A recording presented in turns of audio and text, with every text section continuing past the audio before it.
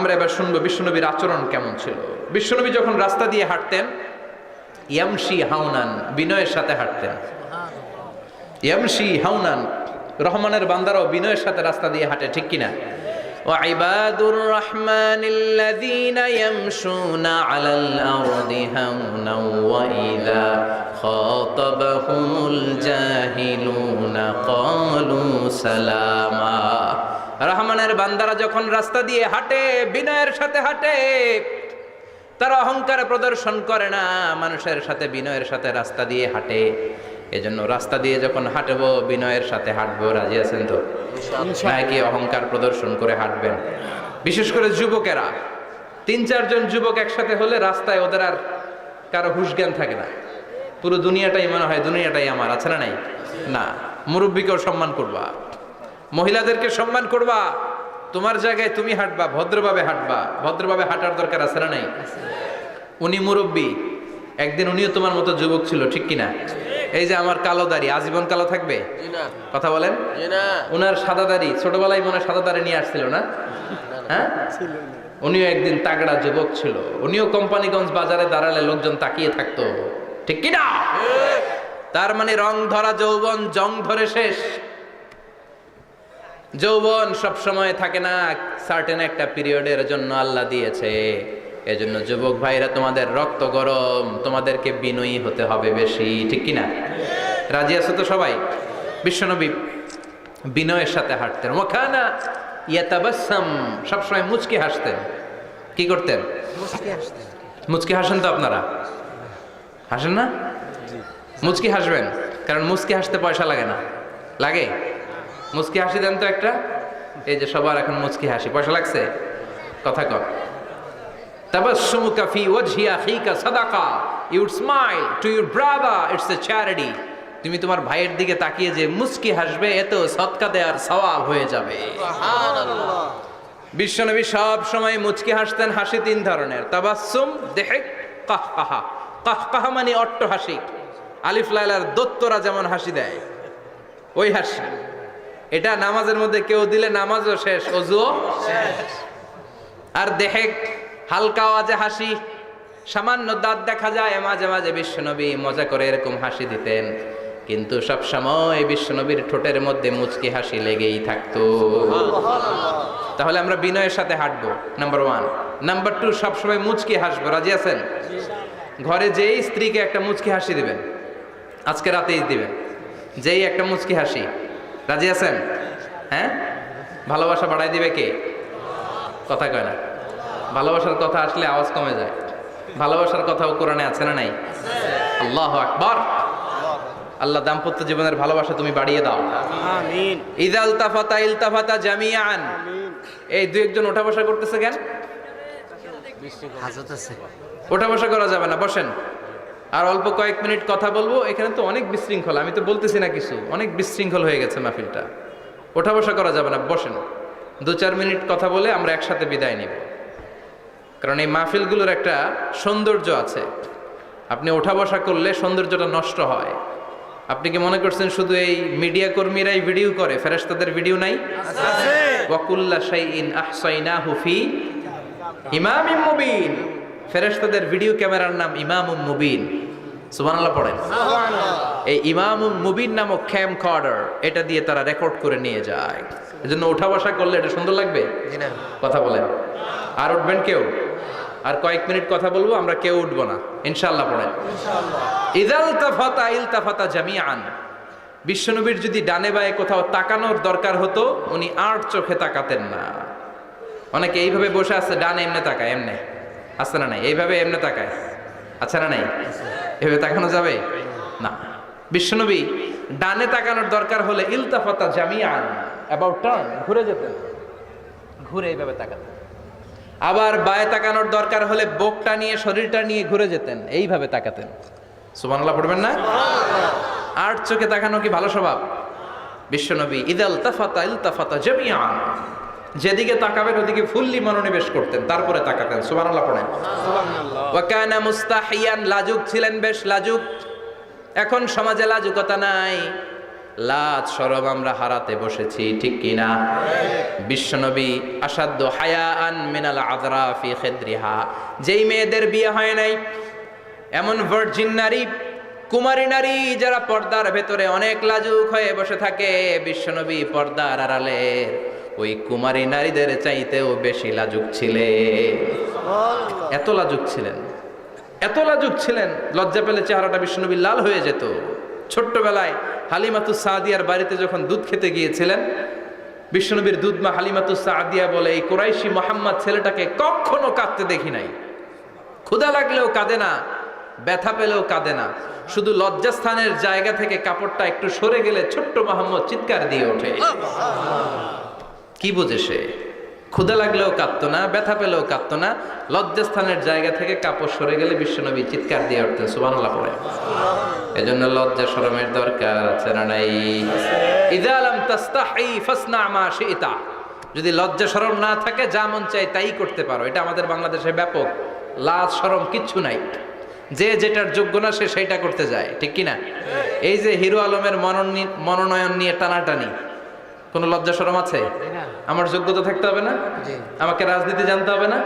আমাকে যদি আজকে বলে মিজানুর রহমান আজহারি আপনি অনেক কোয়ালিফাইড লোক, আপনি কালকেই দেশের প্রধানমন্ত্রী, আমি ওই জায়গায় বেহুশ, কারণ আমার নাই কোনো রাজনৈতিক জ্ঞান, নাই কোনো ডিপ্লোম্যাটিক জ্ঞান, নাই কোনো কূটনৈতিক জ্ঞান, এই কাজ আমার নয়। এজন্য লাজুকতার বড় দরকার। যেখানে যার বসা দরকার সে সেখানে যাবে।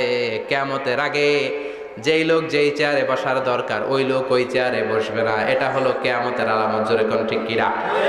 সভাপতি হওয়ার যোগ্যতা নাই, সভাপতি হয়, আছে না নাই? সেক্রেটারি হওয়ার যোগ্যতা নাই, সেক্রেটারি হয়, এরকম সমাজে আছে না নাই?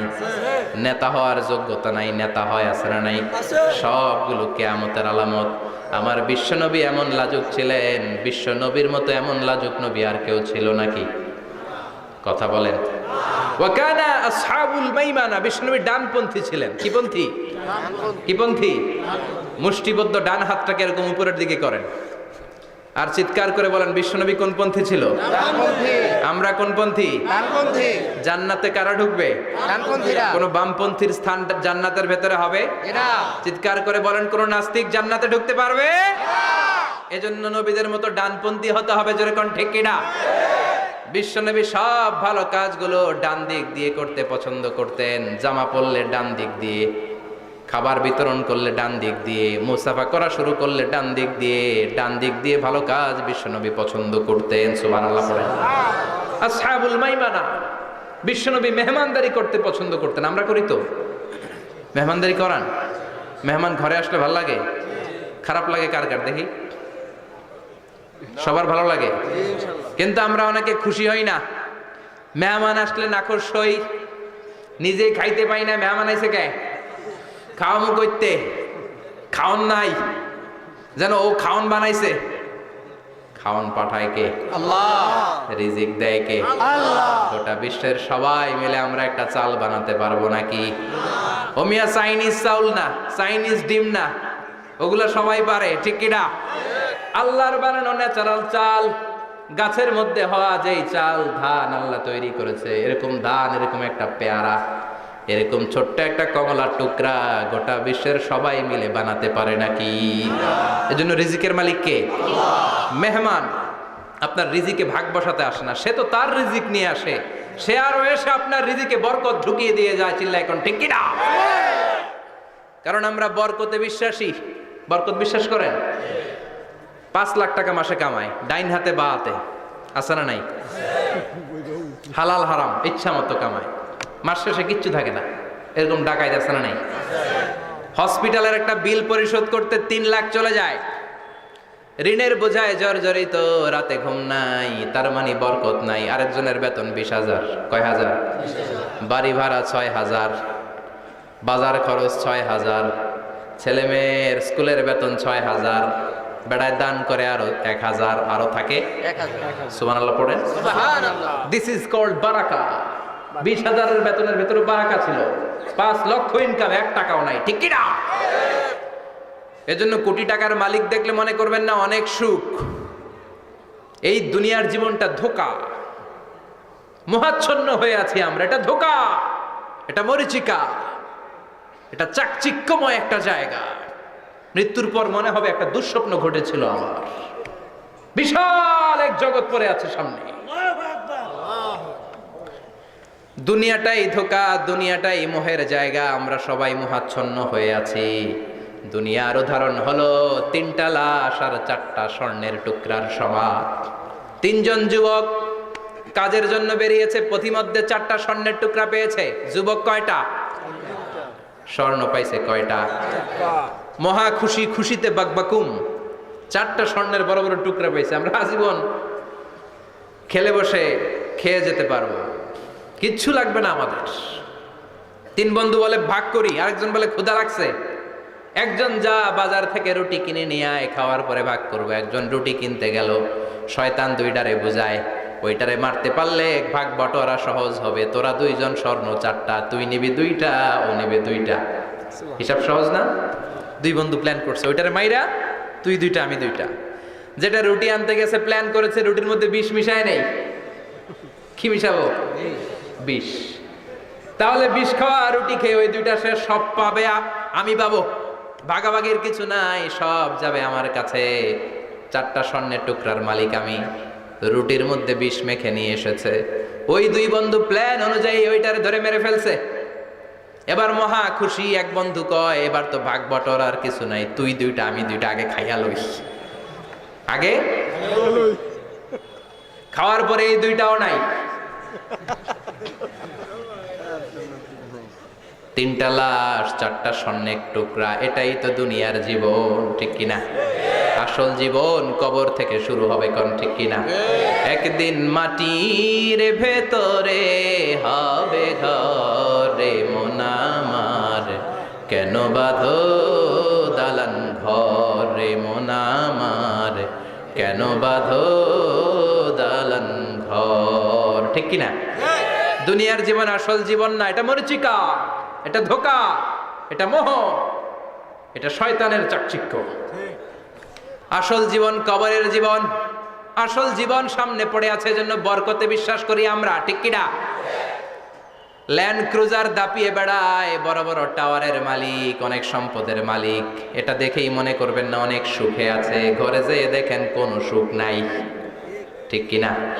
সাধারণত টাকা যার বেশি দুঃখ তার বেশি, টাকা যার কম সুখ তার বেশি। সুবহানাল্লাহ পড়েন। সুবহানাল্লাহ। আল কানাআতু মিনাল ইসলাম। এজন্য আমার শ্রমিক ভাইয়েরা, আপনাদের এক পা জান্নাতে এমনি ঢুকে আছে। নামাজ পড়বেন, মা বাবার খেদমত করবেন, ইসলামের নিয়মগুলো মানবেন, 2য় পাটাও জান্নাতে ঢুকায় দিবে কে? আল্লাহ। আর যারা কোটি কোটি টাকার পাহাড় বানিয়েছে, ওদের হিসাবের ফিরিস্তিও অনেক বড়। বিশাল বাড়ির মালিক, ল্যান্ড ক্রুজার চালায়, সাবরোলেট চালায়, পোরশে, ফারারে, ল্যাম্বরগিনি চালায়, আছে না নাই? ঘরে সুখ নাই, রাতে ঘুম নাই, টেনশন আর টেনশন। 4টা ট্যাবলেট খেয়ে আধা ঘন্টা ঘুমাতে পারে না, এরকম ধনী আছে না নাই? সব ধনীরা আবার এক পাল্লায় মাইপেন না।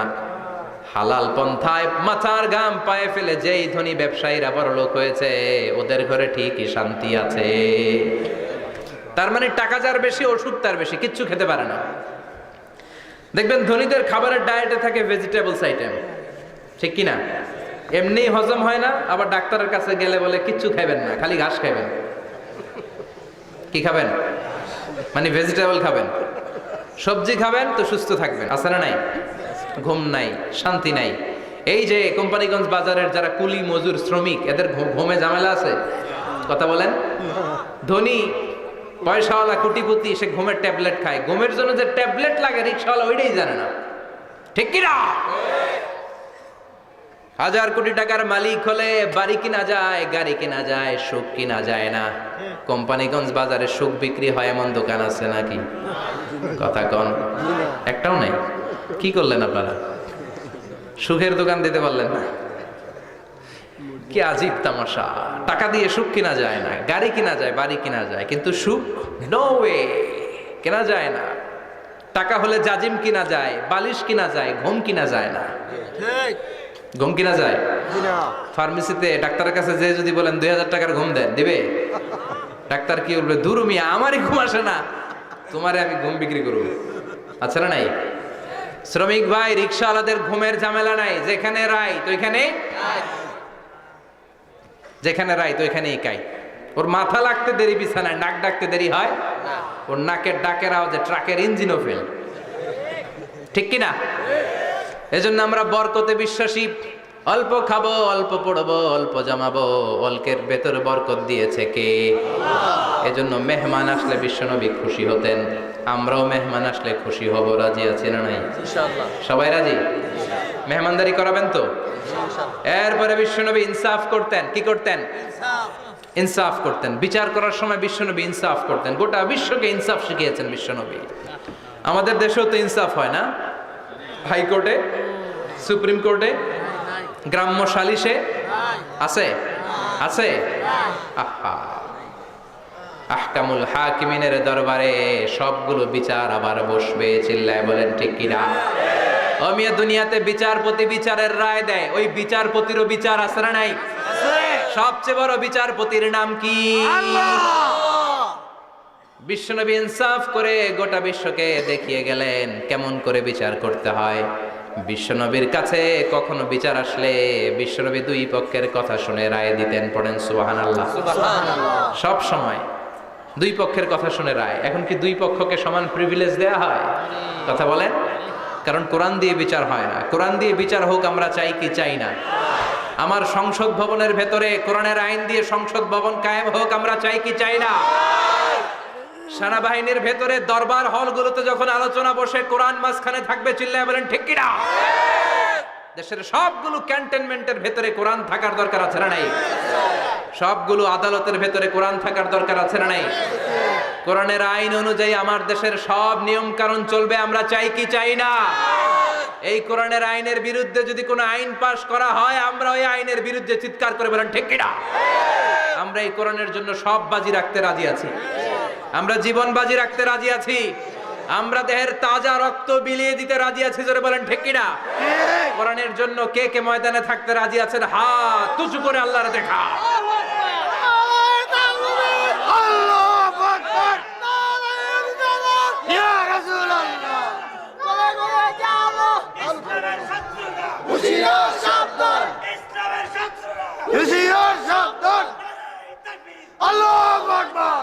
আল্লাহ কোরআনের জন্য যে ভালোবাসাটাকে তুমি কবুল করো।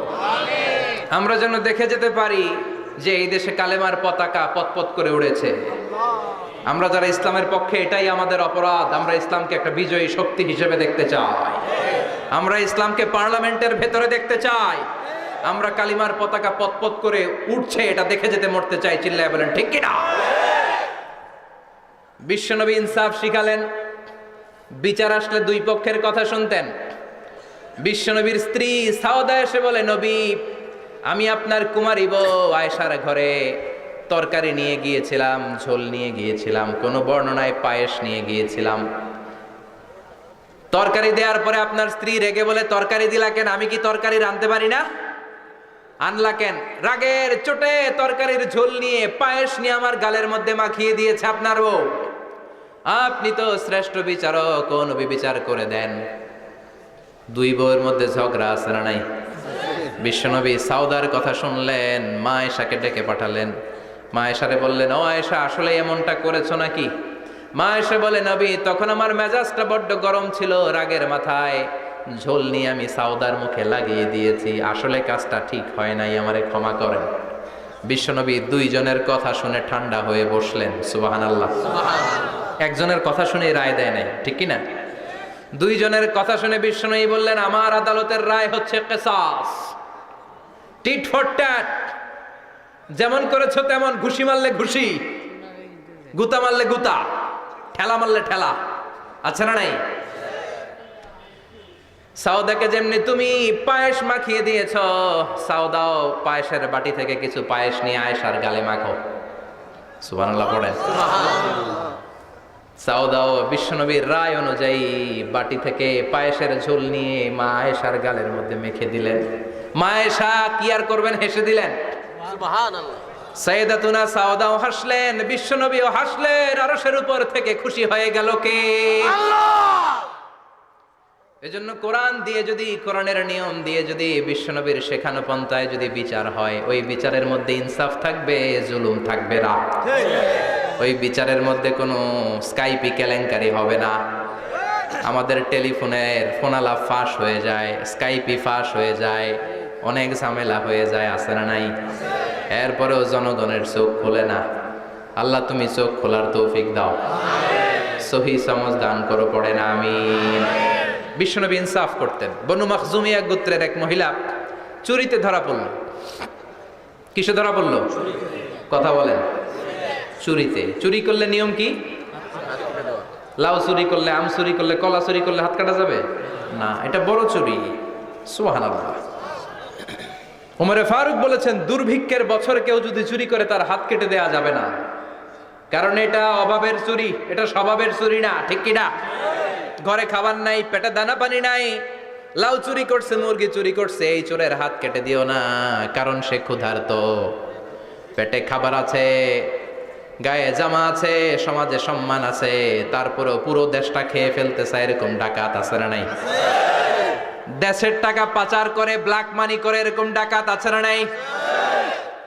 ঘুষ খেতে খেতে পেটটা এরকম হাতির মতো মোটা করেছে, এরকম ডাকাত আছে না নাই? দেশের সবকিছু লুণ্ঠন করে, এরকম আছে না নাই? এই ডাকাতদের হাত কাটার মধ্য দিয়ে হাত কাটার প্রোগ্রাম শুরু করতে হবে। এরকম একটা ডাকাতের হাত কেটে যদি দেশের গভর্নমেন্ট বাইতুল মোকাররমে জুমার নামাজের সামনে লাইভ সম্প্রচার করে, সারা বাংলাদেশের 18 কোটি মানুষ যদি দেখে, আর কেউ চুরি করবে? চুরি করার আগে 3 বার লাভ দিবে, যেরকম ঠিক কিনা? বনু মাখজুমিয়া গোত্রের এক নারী চুরিতে ধরা পড়ল। ভেরি প্রেস্টিজিয়াস এন্ড ডিগনিফাইড ফ্যামিলির মেয়ে।